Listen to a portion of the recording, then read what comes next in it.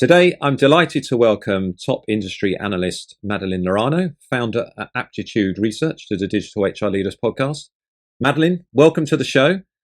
Before we get started, can you give a brief introduction to you, your background, and what the role of an industry analyst actually entails? Because I think some of our listeners probably aren't sure about that. Thanks, David. I'm so excited to be here. And I've been an analyst, as you said, for a very long time. So I've worked at some large analyst firms. I worked for Josh Bersin for a while and then started Aptitude Research almost 9 years ago.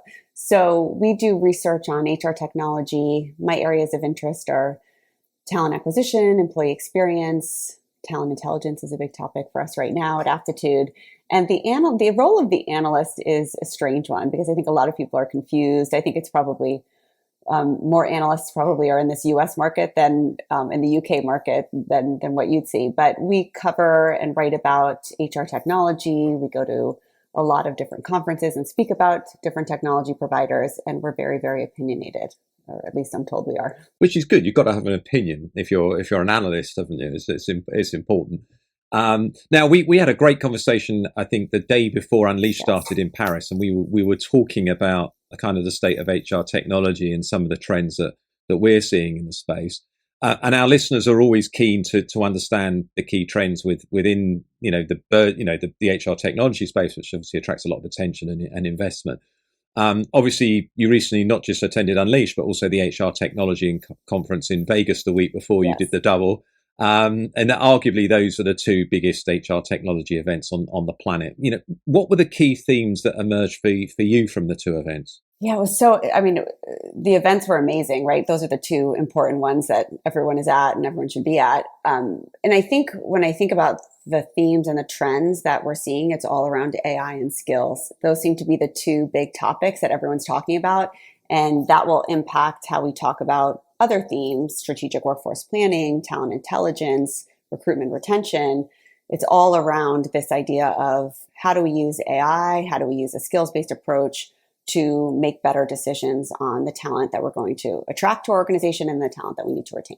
Yeah, and there's definitely a lot about AI and definitely a lot about skills as well. And this year in particular, but it reminds me a little bit, I think we talked about this in Paris actually, it reminds me a little bit of around 2017, 2018, and everyone was talking about AI and HR, and then it kind of didn't go completely away, but it moved to the sort of second tier of conversations. And obviously this year has been a huge buzz about generative AI, but also AI as well, not just generative AI. And a number of tech firms have made recent announcements in this area. Many of them made them in Vegas and or Paris. What are your thoughts on this topic? How much is hype? How much is reality? How can listeners, many of whom are HR practitioners, kind of see through some of the noise and really understand what's going on? Yeah, I think there are really two things that I'm seeing right now. And the first is the opportunity for what AI can do in HR is tremendous. And we haven't even seen, that full opportunity come to fruition. But the opportunity to be able to help recruiters, HR leaders, candidates, employees, managers do their jobs better and have a better experience is tremendous. And we're just at this, beginning stages of where we're seeing that opportunity go. So I think that's one thing. And then the other piece of it that impacts that first theme is companies are still so confused about what is AI, what does AI do, and how they should think about it when evaluating providers. And I'll give you an example. There's, a large provider in the space, does very well, one of my favorites to talk about, and they had a company approach them and say, we're interested in buying AI. Now we have budget for AI. And they said, well, what do you mean? Like, what are you buying? And they said, AI. There was just this vague abyss of what this was. So I think companies are very confused. I think many of them have moved past a lot of the misperceptions that existed around AI. I think they understand that it doesn't necessarily introduce bias. It doesn't necessarily provide a negative experience. It can actually do the opposite to both of those things. It can actually mitigate bias and it can provide a better experience. But I think companies are still so confused about what AI is and then what providers play in that space. Yeah, it's interesting, isn't it? Because I think the confusion is sometimes exactly your thing. I want to buy AI. Right. Well, what for? Well, what's the problem you're trying to solve? And is AI, or whatever AI is that what's going to help you solve that problem? And I mean, again, one of the going back to Unleash, it was the CHRO at Standard Bank in a panels session on the main stage. I don't know if you were there at that time. Yeah. I think Kathy Endiers actually was facilitating that one. And she just said, they were talking about all the technology they bought, and she said the first thing we thought about, what's the problem we're trying to solve, what are the outcomes we're trying to get to, and I guess that's really good advice for anyone that's looking at buying technology. Start with that. Yeah, start internal, right? Think about what you need, and then what type of problems you're looking to solve. And a lot of companies don't do that. Yeah, it's interesting because I think the whole AI conversation, there's a really good paper, I think, by BCG. It was published a few months ago, around generative AI and HR, and it talked actually, that HR teams are now investing, which they thought it was going beyond the hype a little bit. They didn't go into what they were investing in, but they talked about the two opportunities. One, exactly as you said, how can we make HR programs more effective, to support all across the talent life cycle, maybe build some proficiency in perhaps and take some of the repeatable tasks out of HR practitioners' day-to-day job and help them on that journey from support function to strategic partner. And then the other thing they talked about was around how HR can support the organization and play a coordinating role, because obviously we read lots of things around how AI will impact on jobs or will impact on certain tasks, automate certain tasks, and we need to think about how we look at jobs in the future. You talked about the other big trend being skills, which suggests that we're kind of moving away from having the job at the center of how we organize HR to actually looking at skills, and it's a very, very different world. I don't know, again, some sort of guidance that you might offer to people listening, or what you heard what you're hearing from vendors around this. It's very similar. It's this kind of situation where companies understand why they need a skills-based approach. We can't just think about jobs, we have to think about talent, and that's a big shift, right? And there are huge benefits to that. And then the other piece of it is companies are very confused about how to get started. They don't know. They know why they need a skills-based approach, but they don't know how to get started, and they don't know what they need to get started. And we find that companies get stuck. We call it stuck on skills. They get stuck in this skills, strategy piece where they're either using the strategy and the change management as very separate components to the technology instead of a holistic approach, or they don't know where to start. They think they need to assess all the skills that they have within their organization, which is a monumental task that will take 5 years, or they don't know if they should be looking at technology providers or consulting firms to help them with that process.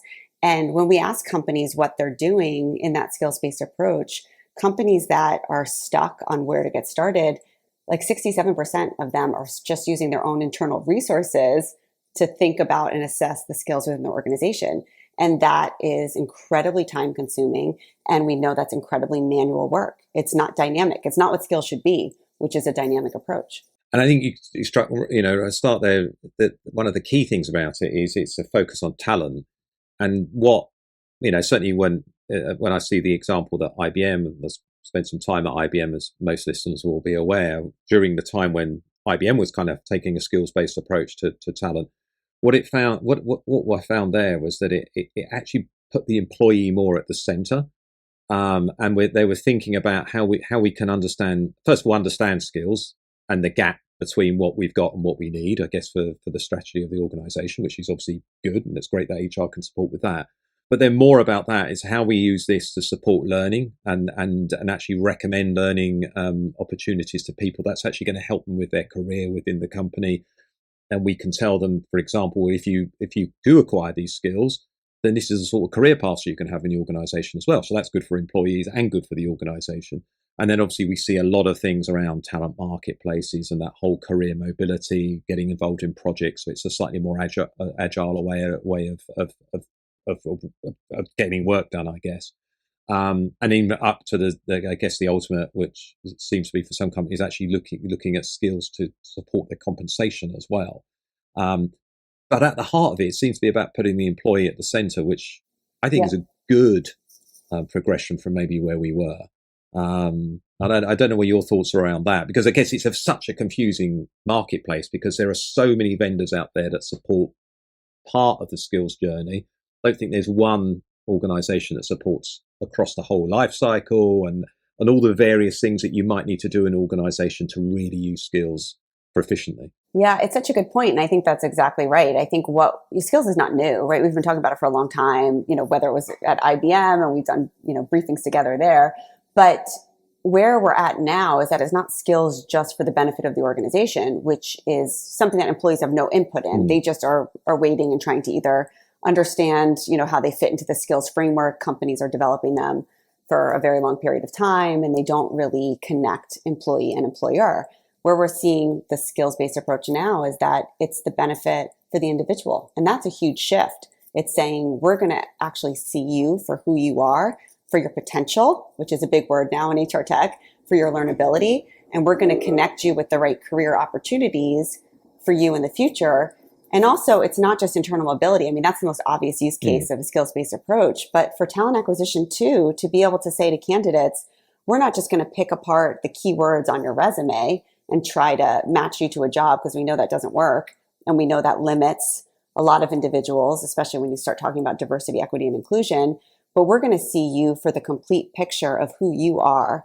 And that includes not just those keywords on your resume, but all of that potential for where you can help drive change within our organization. It's really interesting, because I was just thinking when you were talking then, it's almost that if you're an organization that wants to make the most of, if you want to become a skills-based organization, you won't achieve what you want to achieve unless you're actually thinking about the employees and the individuals. Right.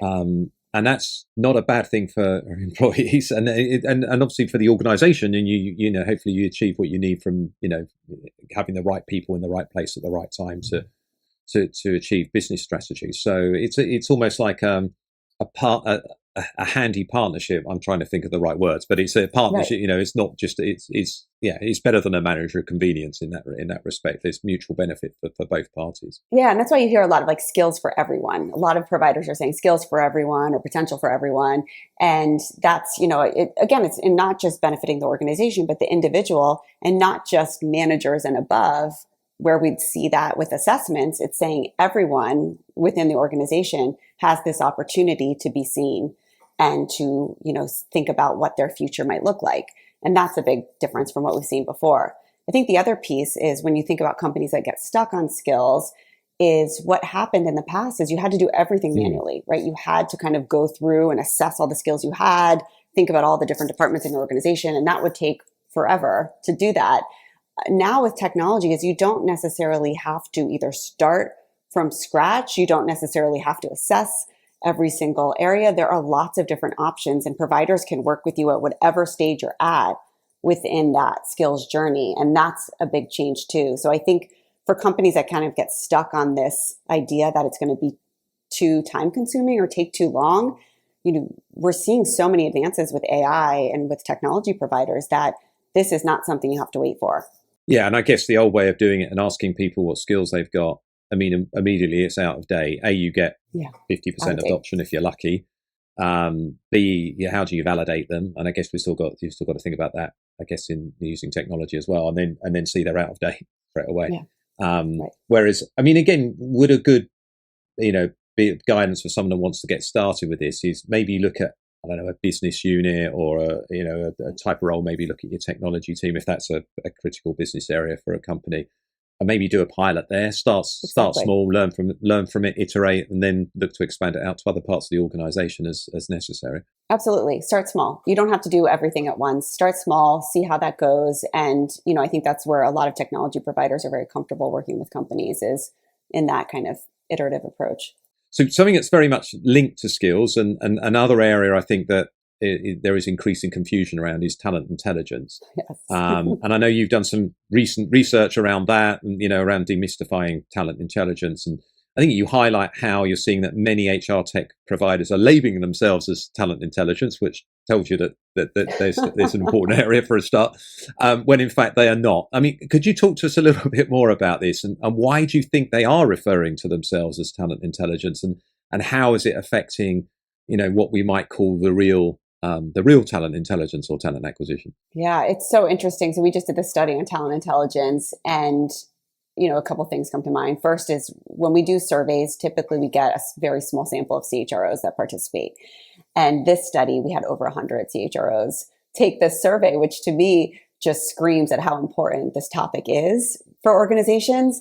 But there was a big disconnect between how HR is thinking about talent intelligence and then what senior executives in a company even know about talent intelligence. Where they're all pushing skills, they don't really know what talent intelligence is. So there's a gap in communication and how this is being, translated internally within an organization. So I think that's the first area of concern. It's like, this is such a popular topic, but there's very little understanding about it. We found over 70% of companies are increasing their investment in HR and talent intelligence, and only 20, I'm going to see if I get this right, but I think it was 27% know the providers that play in that space, and only 28% actually are able to define what talent intelligence is. So we know it's important, we know it's so exciting, but we have no idea what it is, and we don't know the providers. And that's, a big fault, I think, of our industry in general. I think we have a lot of providers that are using talent intelligence as marketing messaging. We're seeing providers, any provider that has access to data, that collects data, that is analyzing data, is basically saying we're talent intelligence because they think it's some kind of data play. And that's not what it is. I mean, talent intelligence is exactly what we've been talking about this whole conversation. It's using the power of AI and skills to help make better decisions around talent. It's very different than a traditional system of record within, core HR. It's very different than an ATS system, than an LMS system. It's drawing insights from the data to better inform how companies think about talent. Yeah. And a lot of it's external data. A lot of it's external data, and that's the other piece of it. It's not just the internal data, it's external data as well. Yeah, which is maybe different from how many companies have been operating in the past, in terms of the data they're looking at to make decisions about talent is usually the data you've got, not always, but usually the data you've got, whereas this is very much looking at what's happening in external data as well, labor market data essentially, I guess, right. Competitor data, all those sorts of things as well. So yeah, very interesting. And it's a bit worrying that 70% are increasing investment, but only 28% know what it actually is. No idea what it is. Know what it is or what. And you see, you look at, kind of go around these expos that we did at Unleash or at HR Tech, and you see all these providers using talent intelligence all over their booths and kind of what they're talking about. And many of them are doing nothing more than just providing maybe one area of talent acquisition. It's very big in talent acquisition right now, or they just have data. Well, that's where it was born, I guess, in talent acquisition, wasn't it? Because in some of the big technology companies, they have a talent intelligence team which sits sometimes under talent acquisition, doesn't it? And it's giving them that external data to support recruiting strategy.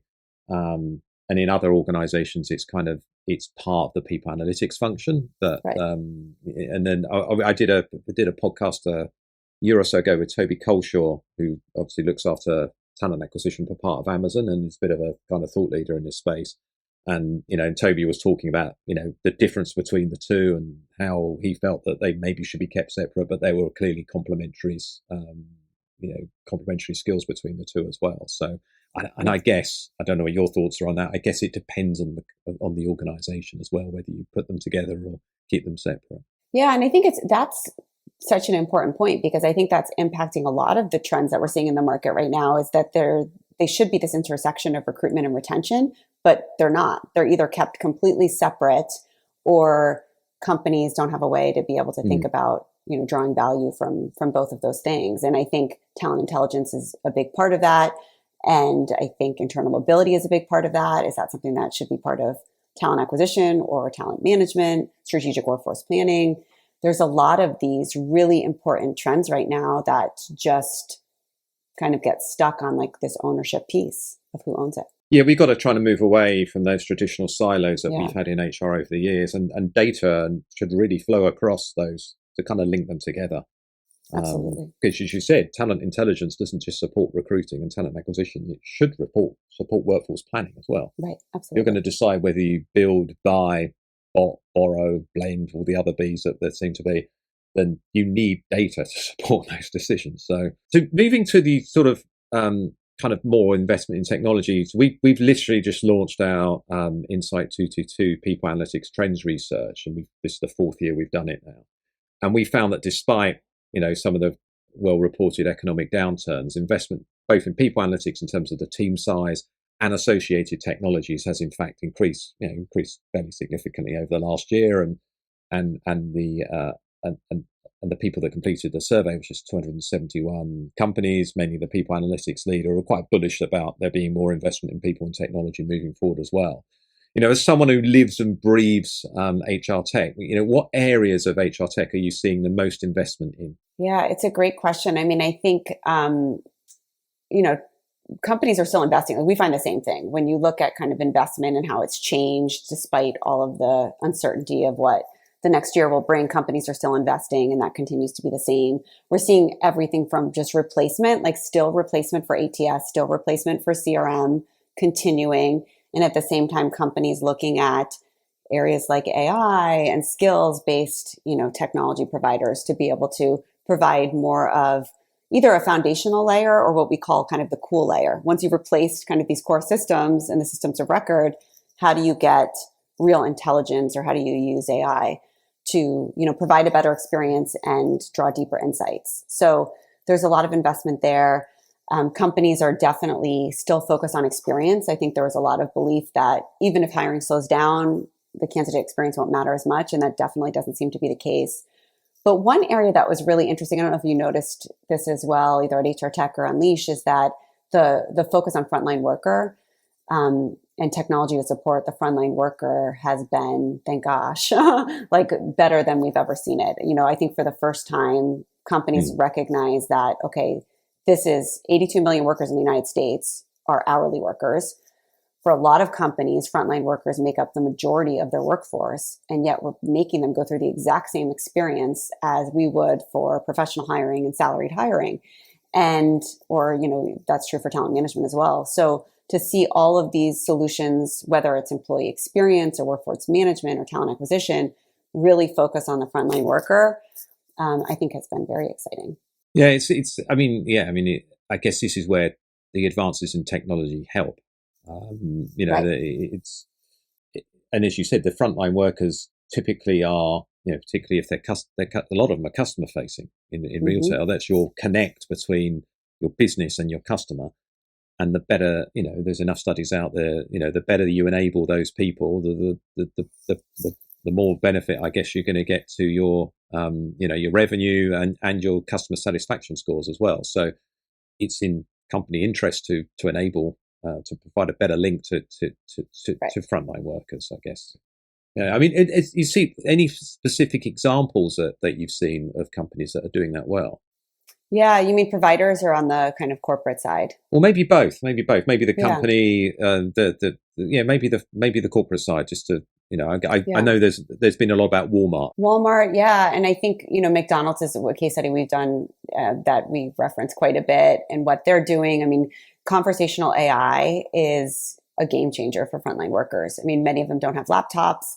Many of them don't have access to a computer or even access to transportation to go in for a job interview, or kind of, think about that if they're not getting the job. So to be able to provide an experience through a chatbot or through a conversational interface is a game changer. And we're seeing companies take full advantage of that. I mean, we saw Paradox launch an ATS. So their customers like McDonald's or Lowe's or, Great Wolf Lodge have all had the benefit of being able to use a conversational interface instead of an ATS. And that, that means everything you're doing from the time you apply for a job as a candidate to the time you accept the offer is done essentially through chat. And that's a very different experience that, has not been available before. So I think we're seeing companies kind of embrace that through some of these providers. There's Harry, if you know this provider, so they kind of focus on employee experience and talent acquisition for frontline workers, raised, I think, $43 million. They announced that last month. That's a big, I think that's just kind of supports this whole idea that frontline workers are really at the forefront of where a lot of technology advances are happening. And then there's text-based solutions are so important, and we just still don't see it as much. I mean, we did some research on it last year, and I thought the report would just be interesting, but it was like one of our most popular reports. Companies still don't understand either how to use text or how they can provide a better experience either to employees or candidates through text. And again, it just changes everything in terms of experience. Yeah, and they're typically using text on the customer side, so it's just applying Absolutely. similar processes. Obviously, employee it's thinking about the sensitivity of employee data, of course, but we collect quite a lot of text on the employee side as Right. well. Both in the recruitment process, but particularly through surveys, increasingly through surveys with open-ended questions. So yeah, it's really interesting. We're seeing companies doing, really getting a deeper understanding of employee sentiment from looking at text than maybe they get from the traditional survey questions that you ask. Yeah, absolutely. Whether it's an annual or a quarterly or even daily or in some cases, employee survey. So yeah, very interesting. And I know you've conducted some research recently around strategic workforce planning as well. This was one of my favorite topics this year. And someone asked me, I think at the end of last year, like what trend do you think will be the most important for 2023? And I said strategic workforce planning. And we kind of doubled down on the research that we did this year on it. And we did in partnership with Equate, which is, an amazing provider. And I think that the changes I've seen in strategic workforce planning over the past few years have been, just tremendous. Like we're seeing companies not necessarily relying just on Excel spreadsheets for this, the technology advances, using AI, using a skills-based approach to be able to understand both the supply and the demand for talent, to do dynamic scenarios, to, really be able to link strategic workforce planning with a lot of these other trends that we've been talking about. And, I think the piece there is like the dynamic piece. It's not something that you're just doing at a point in time and then forgetting about it till next year. It's constant. There's a whole community of like workforce planning professionals for organizations. And this is an amazing community. And there's different resources out there to get involved with them. But not every company has a dedicated role for workforce planning. So, I think when I think about even providers that are innovating in this space, and a lot of providers made announcements this year. I mean, Equate is really interesting because they launched, this kind of workforce planning for everyone through a mobile experience. It's, kind of a great experience where you don't have to be a strategic workforce planning professional to be able to see some of the benefits and to run some of these scenarios for your organization. So a lot of really interesting things happening in this space. Yeah, it is interesting. I mean, certainly something we see at Insight 222. So again, as many listeners will be aware, we typically work with the people analytics leader, and we're doing that in over 100 companies at the moment. And we're seeing increasingly strategic workforce planning coming under the responsibility of the people analytics leader, particularly right. where that people analytics leader reports directly to the CHRO, and particularly where they have people strategy as well as part of their responsibility. It kind of makes sense. You put strategy, analytics, and planning together, I guess. What I'm interested though, I mean, we work, some of the organizations we work with are, big Fortune 500 companies, and some are more, further down the line with proper strategic workforce planning and the skills-based approach than others. Within the sample, within the research you did, where were these companies in terms of strategic workforce planning maturity? Yeah, it's a great question. I mean, I think companies are still mostly very immature with their strategic workforce planning. They're either kind of just getting started or they're just thinking about headcount analysis. And I think for a lot of organizations, that's what makes sense. But in that sense, it just becomes a layoff tool. It's just something you use to be able to either justify layoffs or to help, executives understand what you need to do to cost cuts and, or save money in terms of people. It's not really thinking about everything we talked about with the skills-based approach, which is how do we think about strategic workforce planning, not just for the organization as, a layoff tool, but also for individuals too, to be able to say, okay, there is a plan in place. I understand a little bit more about the goals for my organization. And, it's kind of all built on the same idea of the synergies between an employer and an employee. And as we said earlier, if you can start linking that to learning, if you can start linking that to recruiting, right, you can start linking that to career pathing and all those things, and then that's a win-win. Absolutely. Yeah. And I think, back to the ownership piece, I think we're seeing a lot of it in people analytics too, but sometimes in talent acquisition, sometimes in HR. And I think companies get stuck on the ownership piece. It's like, who should own it? And then where should it sit? And then who's responsible for it? And then what type of technology supports it? And I think we have to move past that and say, it doesn't matter. Like, this is a benefit for every single part of our organization. The benefits are far beyond HR. So how do we kind of just embrace this as our our goals for our organization. Yeah, and it's interesting because we did some research, might have been 2 years ago now, around strategic workforce planning, and this is a lot of the companies we're working with are kind of shift from that, as you said, what effectively that cost-based approach to thinking more about skills-based. And I can't remember the exact numbers, so apologies if I get these wrong, listeners, but I think it's around 90% said they wanted to do skills-based workforce planning, but currently, this was 2 years ago, about 25%, maybe it's 26%, we're currently doing so. So there's that gap between desire and reality. What, from the research you did, what characteristics do the organizations that are doing this, that are successfully looking at the skills-based workforce planning doing, from companies that are maybe at less mature levels? Yeah, I think it's a great question. I think there's support, like internally, for everyone's on the same page that we need strategic workforce planning. It's not just a point in time. It's not just something that we do in an Excel spreadsheet. So there's that piece of it. I think the skills-based approach goes hand in hand. If you've embraced and you've moved towards a skills-based approach, then you're going to have more strategic workforce planning. And I think kind of the final piece is you have to use the right technology provider. Strategic workforce planning is not something that can happen on an Excel spreadsheet. It's just not. That just becomes a headcount tool. So if you really want to be able to think about dynamic scenarios, if you really want to think about how can you, understand that supply and the demand for talent, you need to have a technology provider to do that. And that could be from a couple different options. There's providers that are core HR systems that have workforce planning capabilities that are a little bit lighter, but maybe can help some companies get started.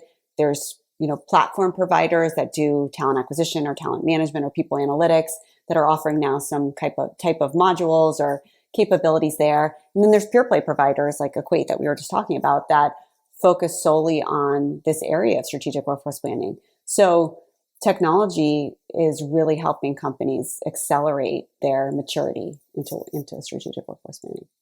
And again, there comes the confusion again around the whole technology piece. So one company I was talking to, they were showing me their technology landscape for workforce planning, and they were using 7 different tools to do a variety of different things on there.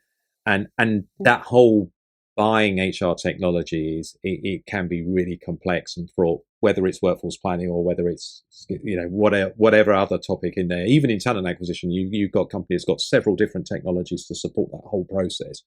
What tips would you offer to HR professionals listening on maybe first how to keep abreast of the developments in the space, because it's a fast moving space, and then 2, the key considerations to keep in mind when buying HR technology?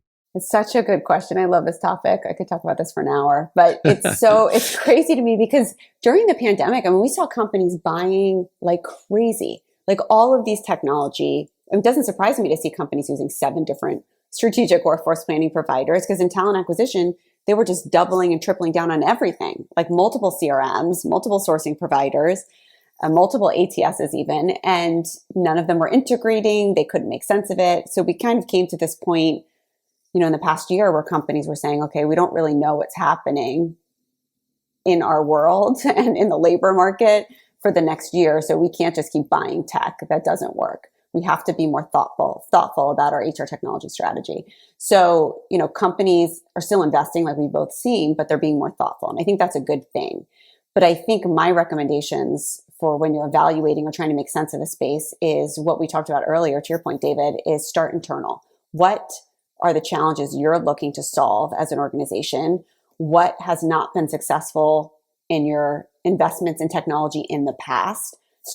We call it journaling almost. I heard an organization refer to it as this. It's, not Dear Diary, but how do you take notes and just start to get curious internally about what works and what doesn't? What do people want? What do they not want? And just start to get curious about that internal piece of it before you even start looking. And then once you've kind of have a clear understanding of what you need and what challenges and problems you're looking to solve, start to be very diligent about how you evaluate providers. And it's not just getting an RFP and going out and looking at different product capabilities. It's looking at the full picture of the provider. What is the company? What does the leadership team look like? Diversity, equity, inclusion is a big priority for organizations. How do we think about how these companies and these providers approach DE&I within their own organization? What's the percentage of their team that's focused on sales and marketing versus focused on product development versus customer support. If customer support has been an issue for your organization in the past with different technology providers, you want to make sure that the providers you're going to use have a good percentage of their employees focused on that. So start to really pick apart the whole company. What does turnover look like? What does turnover look like on the sales team? What does turnover look like on the customer support team? And then start to look at the product, not just what you'd find in an RFP, but start to look at what the product roadmap is. It's a very appropriate question to ask. A lot of companies don't ask it. And then the final piece is thinking about the differentiators. I always ask providers in demos and briefings, like, what do you think your top 3 differentiators are? And then I like to see if that matches with how I view their differentiators. And it often doesn't. Yeah. Yeah. And because it's a challenge, isn't it? I mean, you want to speak to other customers that are using the product, but typically if you ask the potential suppliers to do that, they'll obviously have an influence, shall we say, on which customers that you speak to, and maybe an influence on what those customers say as well. I'm not casting aspersions on anyone, of course. But it's to do your homework, find out who's using the product, and use your network, I guess, and approach some of these people in other organizations directly.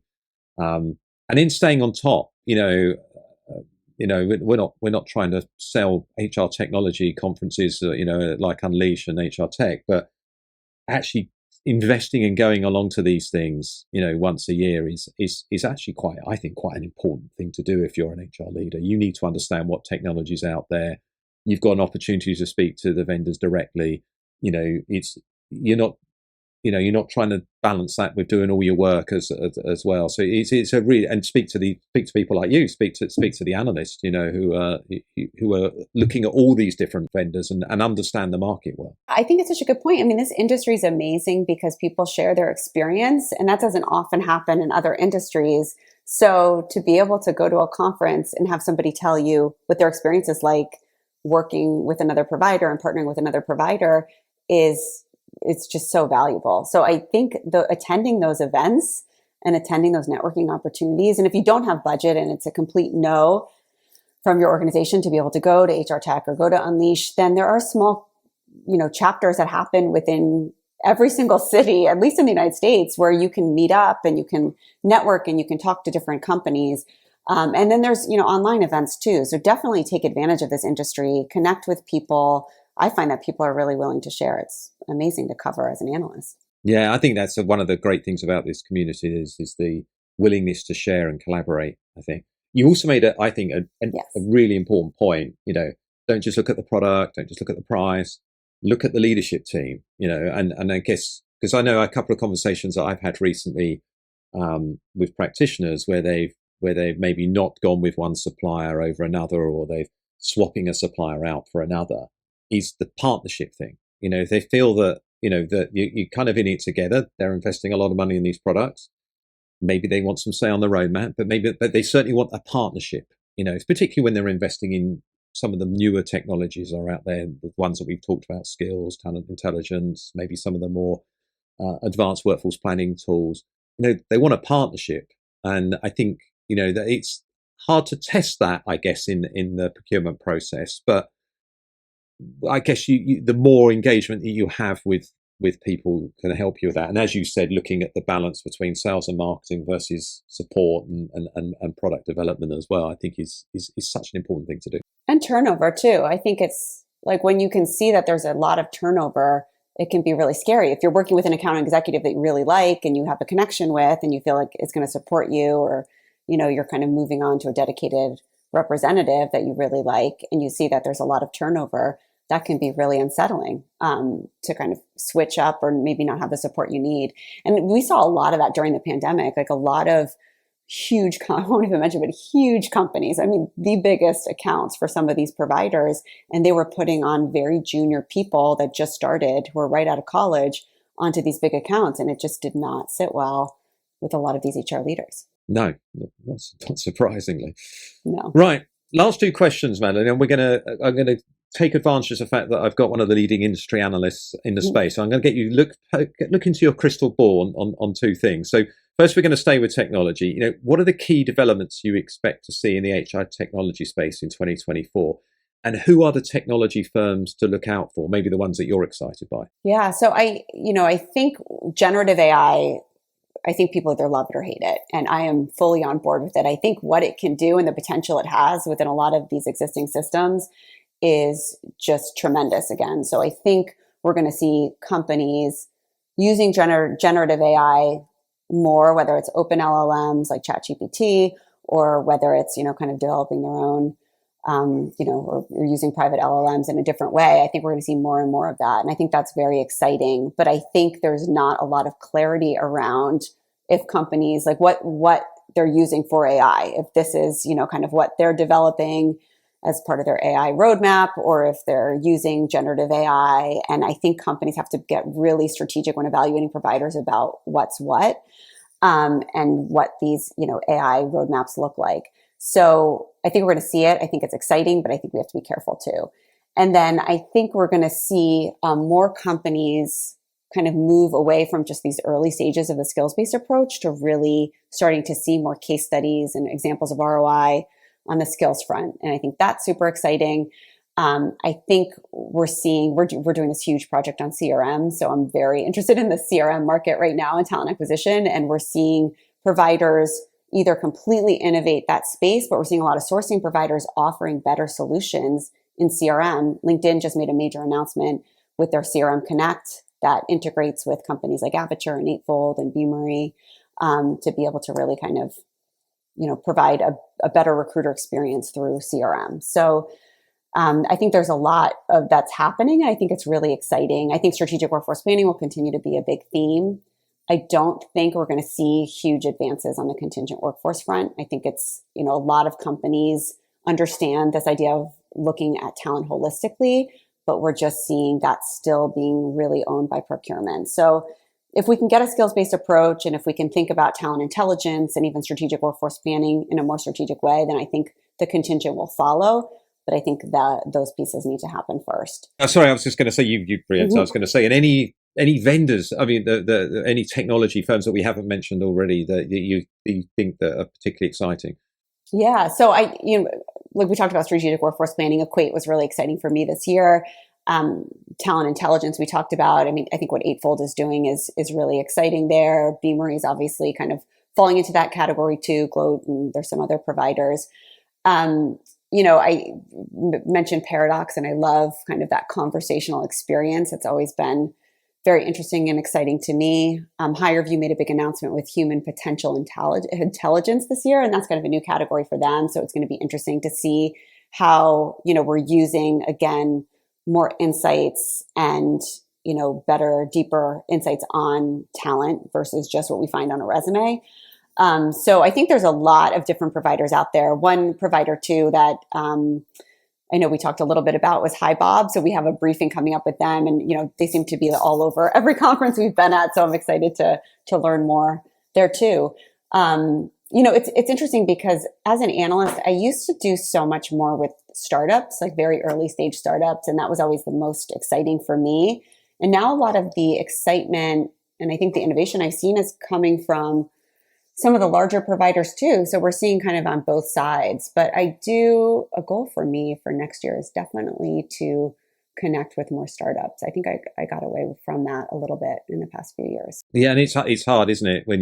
For instance, when you go to like an event, HR technology conference, and your time is taken up either speaking, doing meetings, but there's like upwards of 300 vendors sometimes at these trade shows, and they only last 2 days or 3 days. It's very hard to get around and see them all, isn't it? I know. And then the startup pavilions and all these smaller providers. It's hard. It's hard, yeah. So last question, Madeline. This is the question we're asking everyone on this series, and we're taking advantage of the fact that it's the last series of the year. So again, crystal ball time. And it probably might be linked to the last question a little bit. What do you think will be the key priorities for HR, the function, as we head into 2024? Yeah, I think it needs to be linking that recruitment and retention piece. We talked about that, and we did some research on it this year. And I think I didn't realize how much of an impact that can have on organizations. I mean, I think everything we're talking about is not just in this one silo of what could be talent acquisition or talent management or employee experience or people analytics. We have to link this into broader goals. And I think if we think about it through that lens of there are, basically organizational goals that intersect all of these different areas, then we can see more maturity in a lot of the things that we talked about, whether that's, talent intelligence or skills or strategic workforce planning. But we have to think about those outcomes as not just something that's serving how we find external talent and then how we retain internal talent. We have to think about providing a consistent experience and driving kind of the same outcomes for the organization. Yeah, and I think that's, as you said, linking it to the outcomes that the organization is trying to achieve, which, right. Maybe if there's something that HR, we can do better as HR moving forward, is really connecting what we do to organizational outcomes. Absolutely. Absolutely. And I think the other piece would be to really embrace AI. I think for companies that are still, whatever stage you're at, if you're still a little bit unsure about using AI or how to evaluate providers, it's not going anywhere. AI is not a trend that we're not going to be talking about in a few years. It's here to stay. It's changing how work is getting done. It's changing the experience for your employees. It's changing the experience for your candidates. It's changing the experience for anyone that works within the HR function. So we have to embrace it. We have to recognize that, it can drive a lot of good and value within the organization, but we also have to be very careful about how we evaluate providers. And we've published different research reports. A lot of other companies have as well about how to evaluate providers and think about AI. And there's a lot of information out there, but I would be a champion for it if I were kind of thinking about my HR tech strategy for next year. And then I would just be very diligent about how I think about my partners. Well, according to Elon Musk last week when he was, recently when he was speaking to I better call him the current British Prime Minister because there's an election next year. He was saying that we won't need to work. AI is going to mean we won't need to work moving forwards. But I do remember Keynes saying something similar about us doing 15-hour weeks back in the 1930s. So whether that will... Oh my God, I know. Didn't happen. I don't think it's going to mean we're not going to work. I think what it can mean is that we're going to like work better. And that's a big change that everyone's been striving for and wanting and hasn't happened. But if AI can not just lift the administrative burden, but make experiences better so that we still have jobs and we're still working, but we actually like our work. And there are very few people that can say that right now. But that's, to me, maybe that's too optimistic, but I think that is what the goal should be. I love that. That's a great way to end it. AI can make work better. I mean, that would be good. Make us like work better. Well, we both like our jobs, Madeline, so we're okay. But thank you so much for being a guest on the Digital HR Leaders podcast. Can you let listeners know how they can stay in touch with you, find you on social media, find out more about your work at Aptitude? We will put links to some of the studies that you mentioned, the one around talent and intelligence, the one around workforce planning. I will probably get those links off you afterwards. But yeah, how can people find out more about what you do? Thanks for asking. Yeah, so you can go to our site, aptituderesearch.com. There's lots of research. It's all free. You can download it. I'm pretty active on LinkedIn and Twitter, so not hard to find. I work with Kyle Lagunas, who's a very well-respected analyst as well, and we're growing our team. We have some adjunct analysts as well. So fantastic. Well, thank you very much for your time, Madeline. I know listeners are going to enjoy this episode. Everyone wants to know about what's happening in the HR tech space. So thank you very much for your time and expertise and sharing so much with us as well. Thanks, David. Thanks for having me on. In this series, we will be speaking to a range of senior leaders who are pushing a data-driven and digital HR agenda. Make sure that you subscribe via your podcast app of choice and also via our YouTube channel for free and regular interviews with the digital HR leaders of the future.